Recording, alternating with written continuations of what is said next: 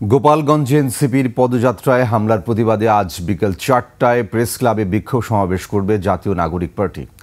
সন্ধ্যায় বাংলা মোটরে এনসিপির কেন্দ্রীয় কার্যালয়ে সংবাদ সম্মেলনে কথা জানান মহানগর উত্তর ও দক্ষিণের নেতারা। তারা বলেন, এই সন্ত্রাসী হামলার ঘটনায় সরকার উদাসীন।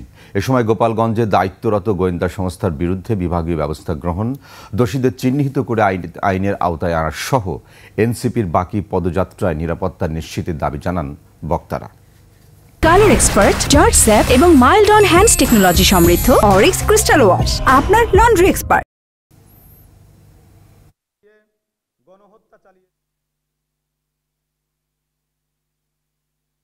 গোপালগঞ্জে জুলাই যোদ্ধাদের উপর যে নৃশংস হামলা পরিচালনা করা হয়েছে, সেই হামলার প্রতিবাদে এবং জড়িত অপরাধীদের এবং সারা বাংলাদেশ জুড়ে যে আওয়ামী সন্ত্রাসীরা রয়েছে তাদেরকে গ্রেফতারের দাবিতে আগামীকাল 18 জুলাই রোজ শুক্রবার জাতীয় প্রেস ক্লাব চত্বরে বিক্ষোভ সমাবেশ করবে।